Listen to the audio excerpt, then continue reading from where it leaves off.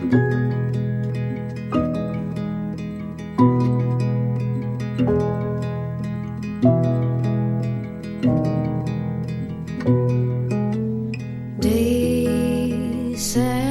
with that, Norah Jones' slow ballad of December. Welcome into the OBR Straight Talk podcast. My name is Jared Mueller. I will be your host today. You can get a hold of me on Twitter at Jared K. Mueller. That's JaredKMueller. Thanks for stopping by, and sorry to start off with such a slow jam, but on our last podcast, we started off with the party song from Buck Cherry. A little excitement, a little happiness, all of that kind of stuff. Today, we're going to talk about not as positive. So on the last podcast, kind of looked at what all of the lady luck kind of things that has transpired for the upcoming 2019 season that seems to say luck is finally on the Browns side. And so we talked about a lot of the different things that have happened, including obviously Andrew Luck. We're using a pun, a play on his name there, but Andrew Luck retiring and how that could impact the Browns. Talked about suspensions to Taylor Lewan and Jaron Reed, which could impact the Browns. Talked about injuries, whether that's Marquise Brown coming back or Derwin James, Lamar Miller, a variety of other players that injuries have struck, as well as some things in the schedule where the Browns face the Patriots. Obviously, that's a difficult thing, but they face the Patriots coming off of their own bye week, where the Patriots are coming off Monday Night Football. So they only have 6 days to prepare for the Browns, where the Browns will have 2 full weeks, actually 2 weeks plus a little bit, I think just a little bit for the game. So just some things about the schedule, and even looking at the last kind of 6 weeks of the season, the Browns have 4 games against 3 of the worst teams in the NFL, or it seems like the worst teams in the NFL. 4 out of their last 6 games are against those teams, so it looks like an ending schedule that could really set up well for Cleveland. So we talked about a lot of the positives, but sometimes we need to also be realistic about maybe some things that aren't always as happy. And listen, this is a podcast for Cleveland Browns fans and those that follow the team, or maybe fans of other teams like the Bengals and the Ratbirds and the Steelers who just want to learn more about the Browns because they're going to be their rivals for once. But we have to be honest, and so while we always want to be happy and excited and all of those kind of things, we still really do need to talk about what is real. And so what is also real is, Browns fans, it's going to be really important that you realize that while the Cleveland Browns window is opening, right, it's just cracking open in the 2019 season, they could miss the playoffs barely after a very good season, or they could make it all the way to the Super Bowl and win the Super Bowl. Those are all reasonable options or outcomes to the 2019 season. Anything less than barely missing the playoffs will be an extreme failure. I think missing the playoffs probably will be seen as a failure. While I disagree with that a little bit, listen, if the Browns are 10-6 and don't make the playoffs, I'm not going to say failure, but it won't be great. So that is really what we're looking at for the 2019 Cleveland Browns. We're looking at barely missing the playoffs all the way to possibly winning the whole thing as the realistic thing. So the window is open. Here's the thing, Browns fans. The Browns are fighting time. That might seem like hyperbole. The Browns are a young team. This is literally their first season in what could be considered a Super Bowl window. How on earth is it possible to say that the Browns are fighting time? That's why you're listening to the podcast, right? So I hope that I did a good job of breaking down all of the ways that it seems like luck is on the Browns side for the 2019 season. But the reality is there are a lot of reasons, both specific to the Browns and then in general to the NFL, that tells us that the Browns are more likely to have a 2 or 3 year window than they are to have a 10-year window, maybe even a 7 or 8-year window.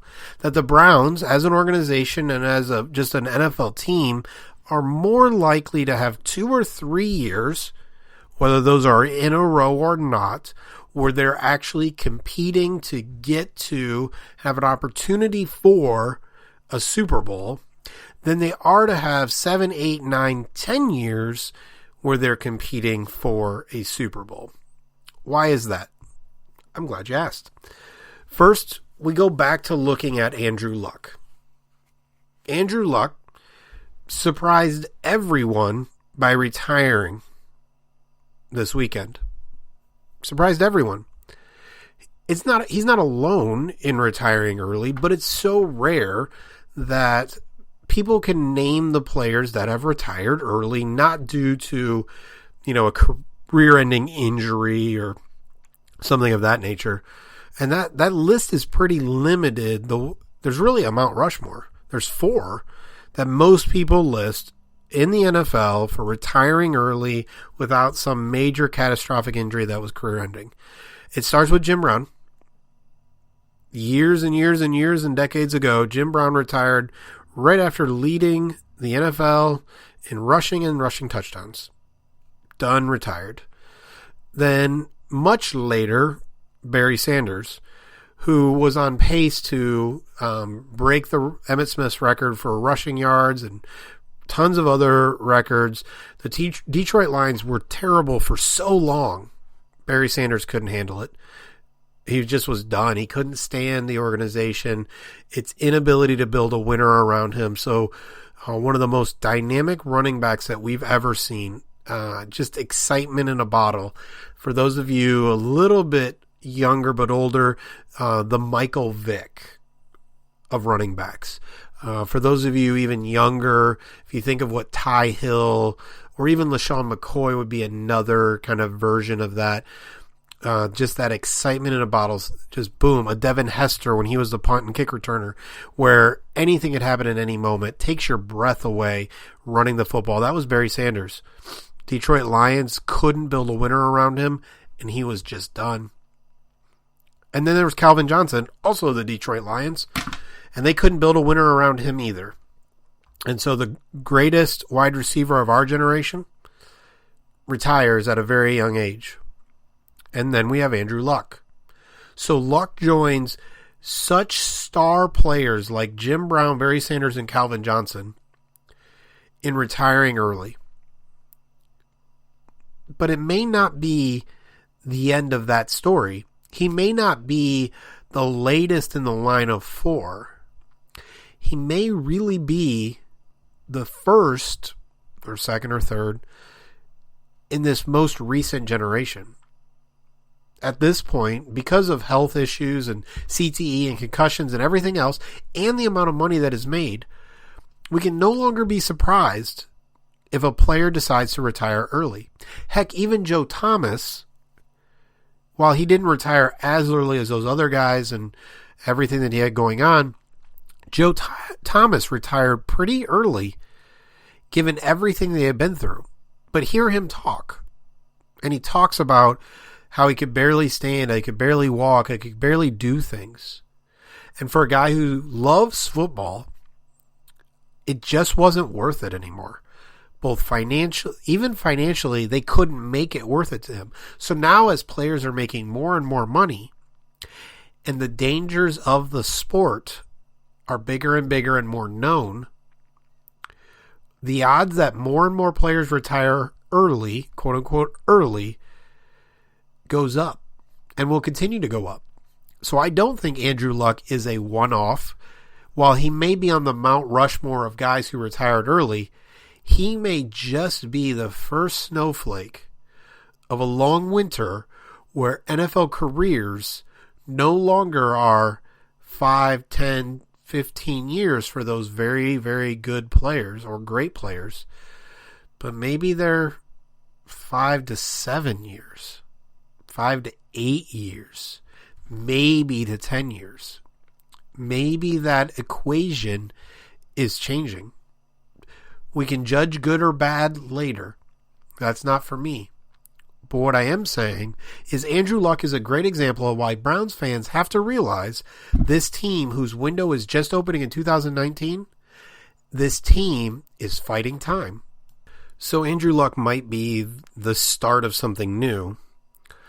But for a lot of Browns fans, the hope really has been that they could become the New England Patriots, right? The Patriots have really been on top of the league for, 15 years? Is that what it is? It's something in that area. And while I could have been more prepared with that number, it doesn't really matter because here's what we know. The Patriots are always good.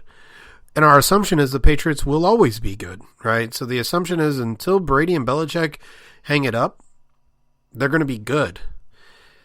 And we don't even know if it's Brady and Belichick. What if it's just Brady hangs it up and then they're not good? Or what if it really has been Belichick all along and Brady's just been along for the ride? We don't know. But what we do know is that Brady and Belichick, the Patriots, are rare. It is very rare to know a team is going to be good. If you haven't been following the NFL offseason and someone said, hey, what's a team that's going to be good? What's the one team you think is going to be good? You would just say the Patriots. And the reason you would just say the Patriots and very easily say the Patriots is they've been the lone team that has always been good. And by good, there are levels to that, right? The Steelers have had a winning record under Mike Tomlin. They haven't been the Patriots level good, right? Other teams have had great quarterbacks like Drew Brees and Peyton Manning and all kinds of things. They haven't been consistently assumed to be Super Bowl contenders for 15 years. The Patriots are rare. The same way that we have the Mount Rushmore of players who retired early and we remember those players. The reason we remember those players and the reason we know the Patriots are always going to be good is that they're rare. They stand out. If there were other teams in the NFL that we knew were going to be Super Bowl level contenders for over a decade, we would talk about it being the Patriots and this team. Whenever you talked about great teams or teams that were going to make the Super Bowl or teams that you had assumptions about, but we don't. The conversation is always about the Patriots. And then every other team comes and goes, has different levels of expectations, but the expectations about the Patriots are 10 to 15 years, or whatever the number has been, that they are going to be great, that they're going to be Super Bowl level. For the Patriots, time is not a problem. They haven't been fighting time. Really, the only way they're fighting time is literally father time. At some point in time, Tom Brady is going to retire. At some point in time, Bill Belichick is going to retire.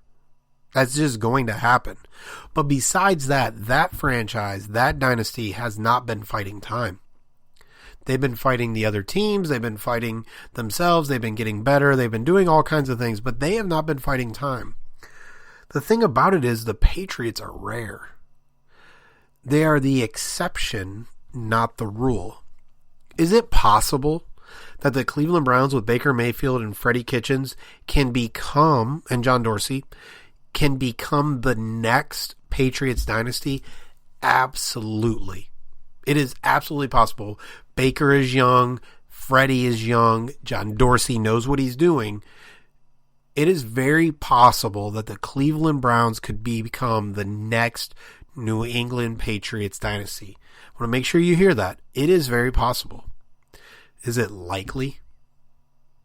It's not. Right? So the difference between possible and likely is huge, especially with all the variables in the NFL. Right? We're going to talk about them here in a second. But it's important to understand, Browns fans, that the Patriots are rare. While we've seen the Saints be good for different years under Drew Brees and under Sean Payton, they haven't been the New England Patriots when it's consistently, year after year, Super Bowl caliber teams. It's rare, right? Last year's Saints should have gone on and beat the Rams if not for the pass interference call. But they didn't. They didn't. They should have, but they didn't. So instead the Rams moved on, not the Saints. Were they a Super Bowl caliber team? Absolutely. They didn't move on. There have been years where Drew Brees and the Saints are fighting and scrapping for 500 records, much less the playoffs or a Super Bowl. The Patriots are rare. They just are. It's rare in the NFL that there are 5 to 10 years where you just assume a team is capable of making it to the Super Bowl. Capable. Not just maybe making the playoffs, right? That's the issue with the Steelers. There's been lots of years where we thought the Steelers were really good, and are going to probably make the playoffs or could make the playoffs, but true contenders for the Super Bowl is rare. Again, the Browns are more likely to have 2 or 3 years where they are Super Bowl contenders than they are to have 7, 8, 9, or 10. Parity in the NFL, for lots of reasons, limits the ability for dynasties to be made. Again, could the Cleveland Browns become the next New England Patriots? Hey, Odell Beckham Jr. talked about it. So if he believes it, we can believe it, but is it likely? Probably not. So why else are the Cleveland Browns fighting time? The next one is, again, it's NFL-wide, but it's important to realize the NFL seems destined for a lockout in 2 seasons. So what does that mean? That could mean no football after the next 2 years. So we're in the 2019 season. 2020 will be the Super Bowl of the 2019 season. We would have the 2020 season and the Super Bowl of 2021, and then possibly no 2021 season with a Super Bowl in 2022. Is it likely? I don't know. CBAs and negotiations, there is a lot of angst between the two sides. So it's possible one of the years that the Browns could be really, really good or be on that Super Bowl level contending doesn't happen, right? Because if you think about that year would be Baker Mayfield's 4th season. That would be Myles Garrett's 5th season. Denzel Ward's 5th season. Talk about right in the middle of some prime, right? Nick Chubb's 4th season as a running back. You're not getting much more than that, right, of great play. You're going to get 4, 5, 6, 7, right in that area of great play at running back if everything goes perfectly. It's why Melvin Gordon and Ezekiel Elliott are fighting for their contracts, because they know that in general, running backs age like milk. Not very well. So there's a lockout that could be possible after 2 seasons. That could, again, we don't know, and we're not planning on it, but could take away one of the possible great seasons that the Cleveland Browns have coming up. So the Browns are fighting time because things like Andrew Luck could happen. The Browns are fighting time because the New England Patriots are just rare. That does not happen, has not happened, and is unlikely to happen in the future. And the Browns are fighting time like everybody else in the NFL because the lockout seems to be looming. Then specifically for the Browns, there are a few other reasons that they are fighting time. The first is the salary cap. And so we'll talk about this in a couple ways throughout this process, but we know one of John Dorsey's issues in Kansas City was his use of the salary cap, or his struggles with the salary cap. But specifically, when you look at the Browns, here's the thing. He's put together a very, very competitive team for 2019. But for 2020 already, there are quite a few starters and high-level players that could be and are likely to be free agents and probably lost in free agency. That starts with Joe Schobert, Rashard Higgins, Demarius Randall, Greg Robinson.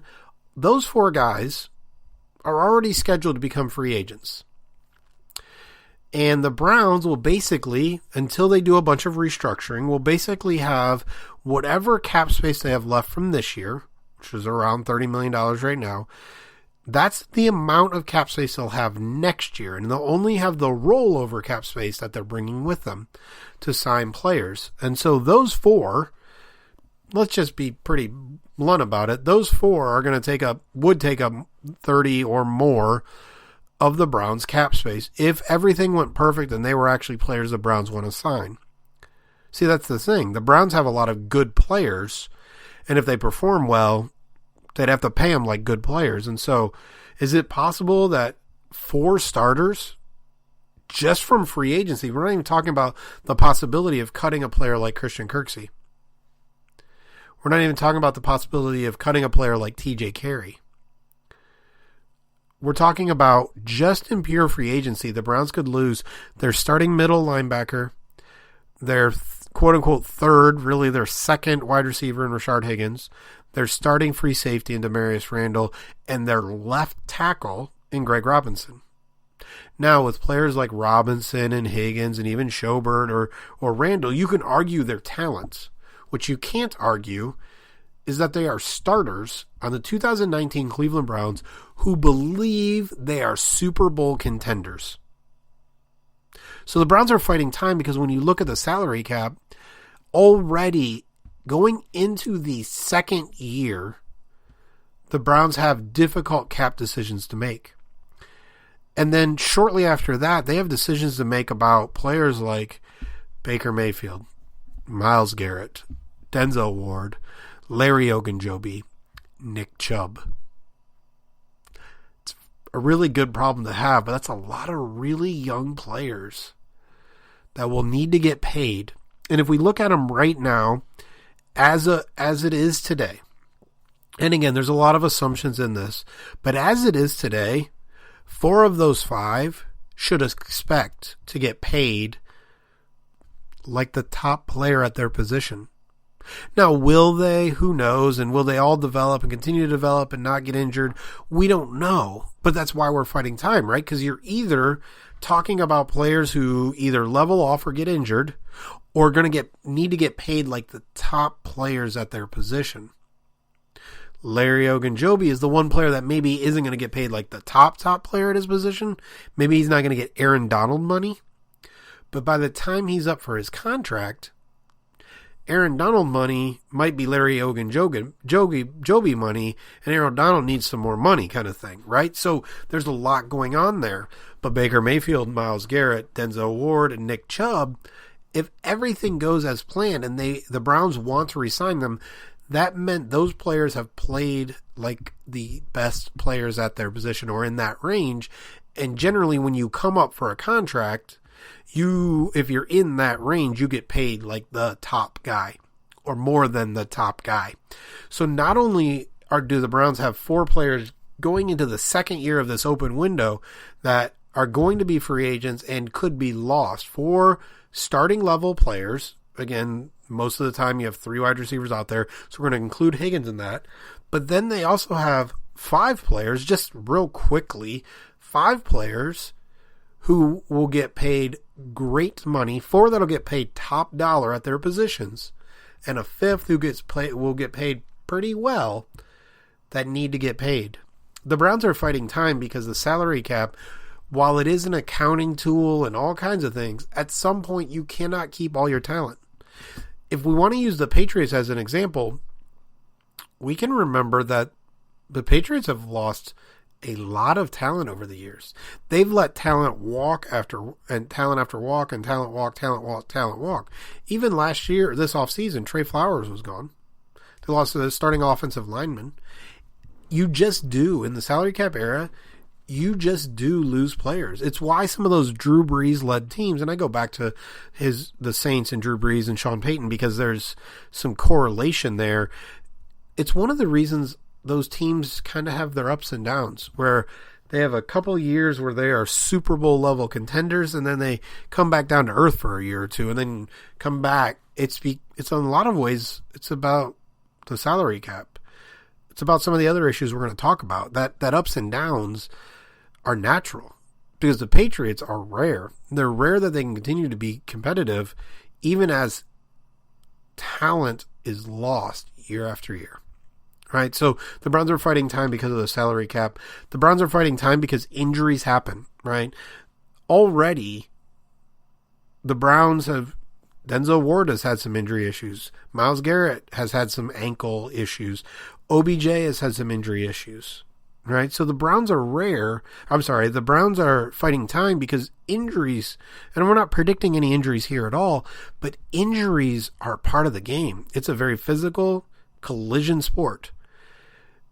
It's rare that a team like New England is successful despite of injuries, right? It's rare that Rob Gronkowski, their second most important player, for years struggled with injuries, and the Patriots just kept on going. They just kept on winning. So it's rare that those things can happen. It's rare that a team like the Patriots can lose talent year after year. It's rare that a team can either not have injuries, which would be great, or still be successful in spite of the injuries. Injuries happen.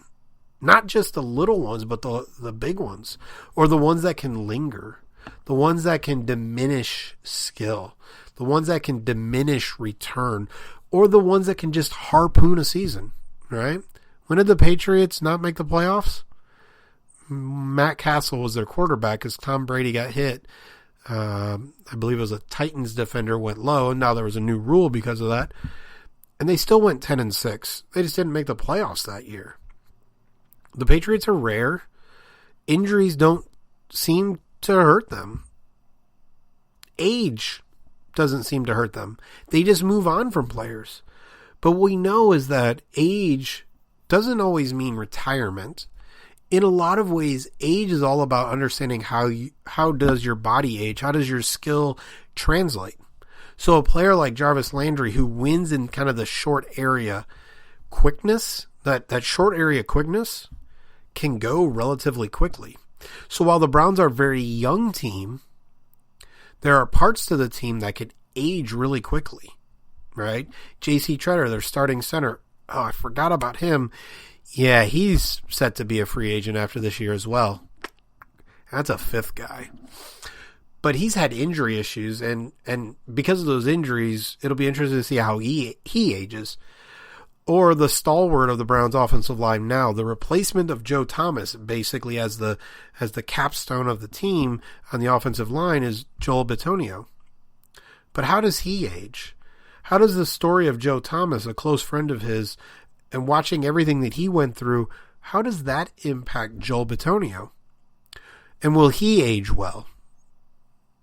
How will age, injuries, and salary cap impact the Browns? There's some warning signs there already, especially with the salary cap. But then there's some players, Denzel Ward's concussion issues have to be of concern that it's lingering the back of the Browns' head. It may be why Greedy Williams was the perfect pick this year. Now, would they have chosen Greedy Williams no matter what? Probably. But is it possible that they went after Greedy Williams and were excited to draft him as a little bit of a buffer for all the head injuries that Denzel Ward has been through?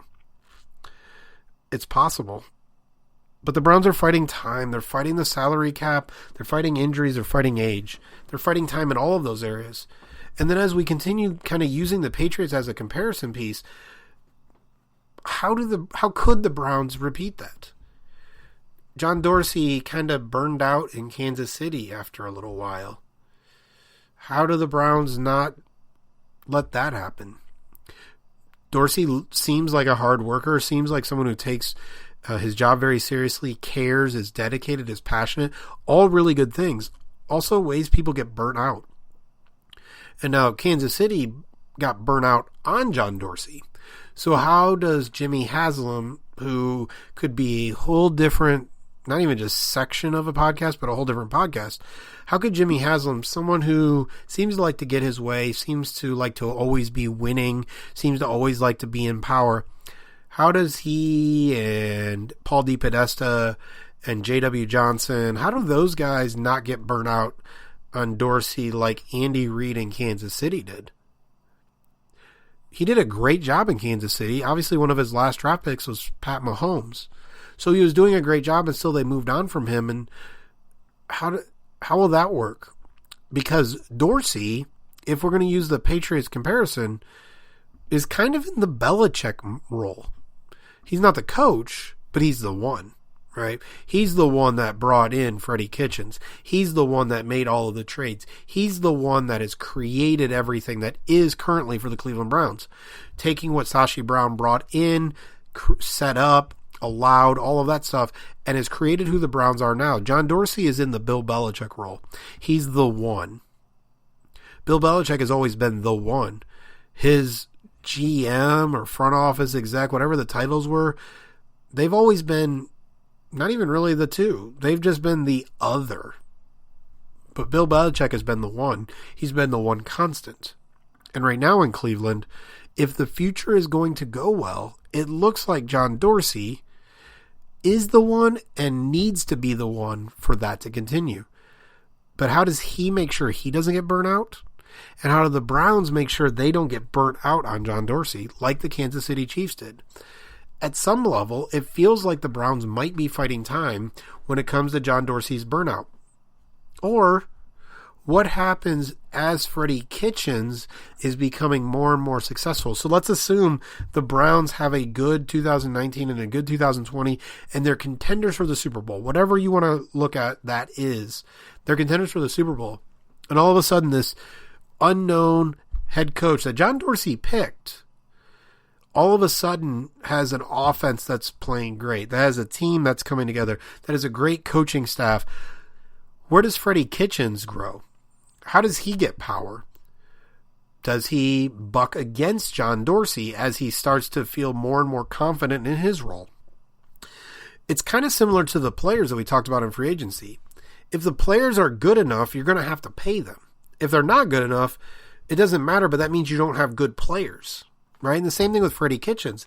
If he's a great head coach, if he creates a great team, he's going to have to get some level of power. And how does that work?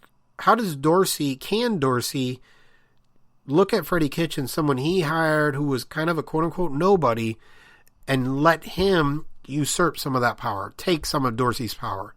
Or do they butt heads? As Freddie gets more and more comfortable in his role, gets more and more outspoken in his role? Can they always be this 1 and 2? Or will they have to be a 1A, 1B? Can Dorsey escape burnout? Can the Browns escape burnout of Dorsey? And how do Dorsey and Freddie develop their relationship over time as things change from Dorsey being the one with a history, with Dorsey being the one with all the power, to if Freddie is good, if Freddie is great, him earning, deserving power? How does that work? And the reality is, we hope all of it does, right? We hope there's no salary, they can figure out the salary cap, restructure, do all that stuff. We hope that injuries and age don't affect the Browns. We hope that Dorsey or the Browns don't burn out on each other. We hope Dorsey and Freddie are able to figure out this ebb and flow of what is currently kind of mentor-mentee as the mentee starts to develop. We hope so. But it feels like they're fighting time. And there's one more area that the Browns are fighting time. So that last reason that the Browns are fighting time, and it's one that, to be honest, I don't want to feed a narrative, but I'm going to go there just to be really honest, because we're going to revisit the Andrew Luck conversation. And as I was talking about, it's a new generation. It's a new way of thinking. It's new football, right? Lots of money early in careers.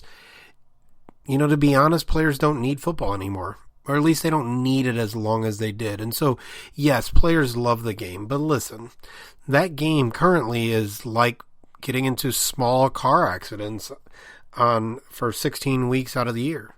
Now, maybe players like Baker Mayfield, Denzel Ward, some of those players aren't in full-on car crashes, but they're playing bumper cars at least out there, right? And so the NFL has changed, and we have to be really honest about at least 3, really 4, but 3 important, a 4th not as important players on the Browns who are just different kind of guys, right? Now, I'm not making any statements about these 4 players and whether they love the game, are tough, none of that bullcrap, okay?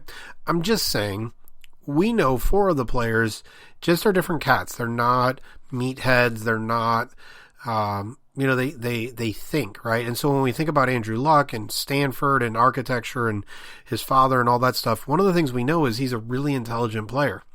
He's a thinker, right? And so when you look at the Browns, there are 4 players that just jump out as different kinds of cats.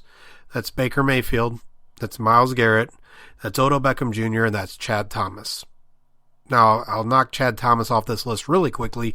If you don't know, Chad Thomas is a music producer, a music artist, whatever his actual title is, but he's actually done some things. He's been published. He's got a record deal. Whatever it is, Chad Thomas is for real in the rap game, for whatever real can be. I'm not saying Chad Thomas is going to be the next whoever's a good rapper. Now, I'm too old for that. So, I'm looking back to the Dre's and the Snoops and the Pacs and even some Eminem and some of those cats. I don't really know who's actually considered rap anymore because it all kind of feels like pop. But anyways, so Chad Thomas is real. Whatever real is, he can make a career, it seems, out of music.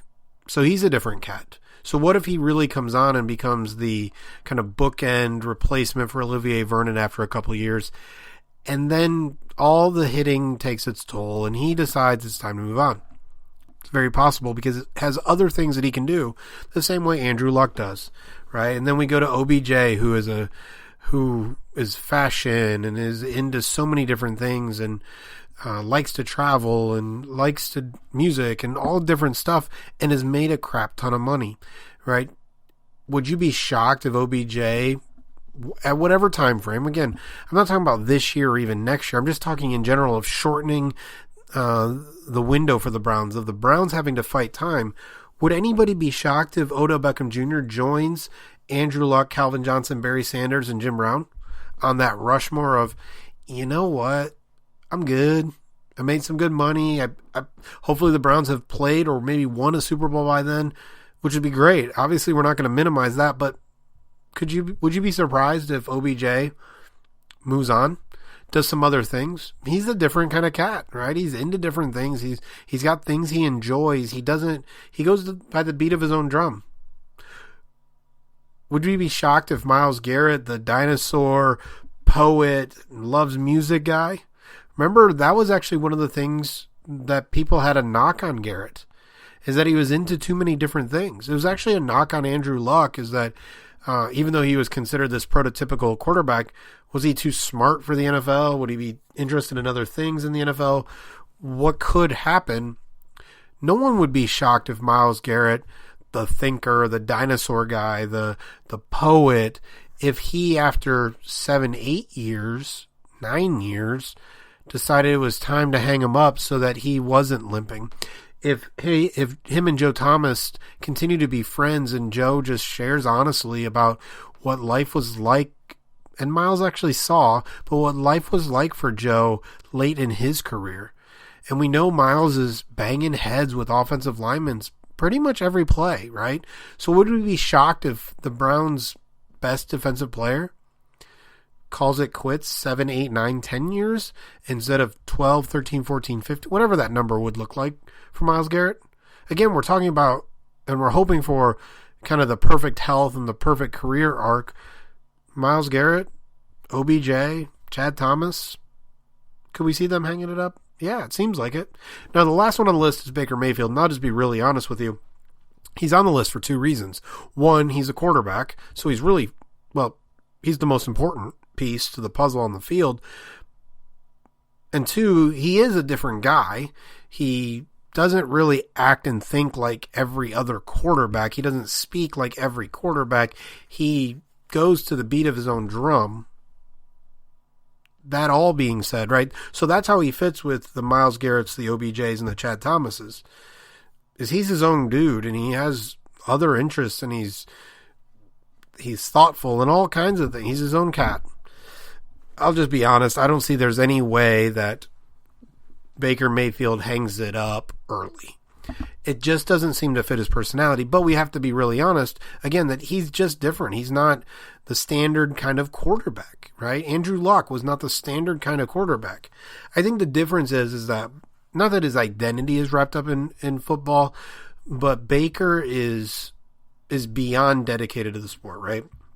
It really does engulf a lot of what he does, spend money. Even when we think about him spending time doing a lot of other things, it's not the same way that Odell Beckham Jr. does it, right? So he's involved in some of that, but it's really all seems to come back to football for him. And so I have Baker on the list, but he's probably the least likely to leave early like Andrew Luck.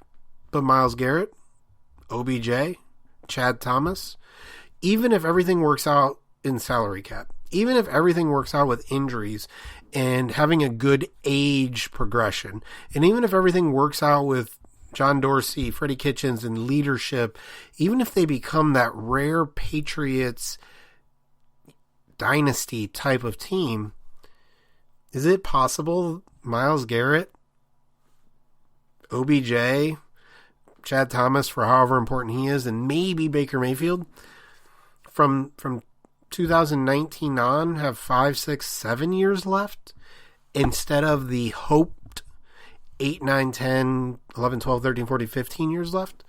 It's possible. Because again, we are living in a different age, right?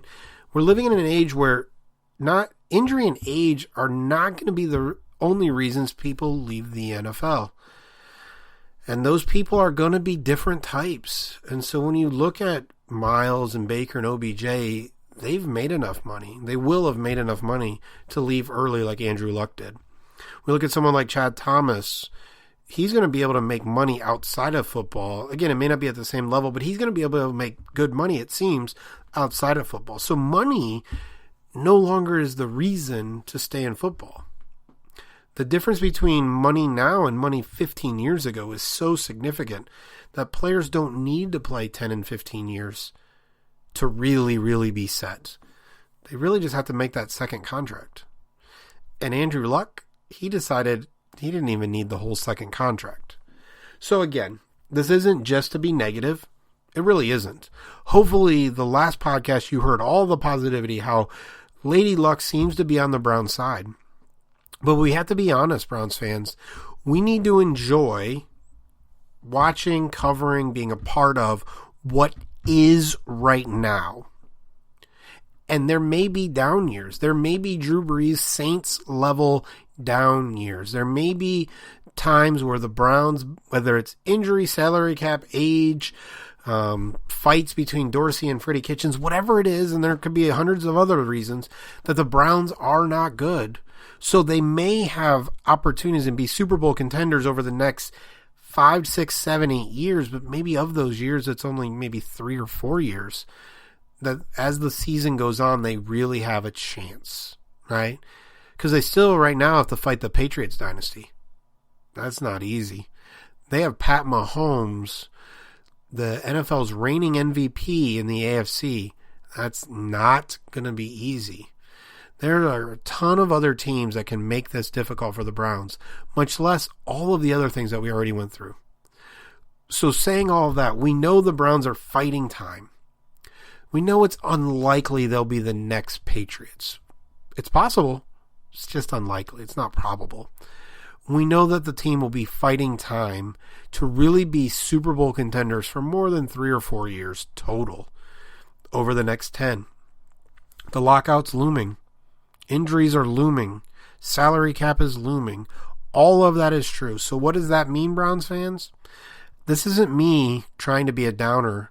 This isn't me trying to throw water on anything. This isn't me being like the guy at the Ringer who wanted to figure out how the Browns couldn't be good this year.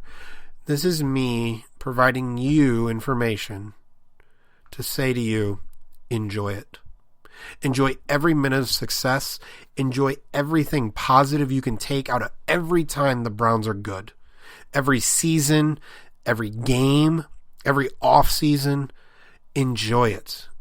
Because the Browns, like every other NFL team except the Patriots, they're fighting time, folks. So the times that they are good, soak all of it in. Those times that they have a real shot at the Super Bowl. Both right now in the offseason, we can soak in it. Week 1, week 2, week 3, week 4, we can soak in it.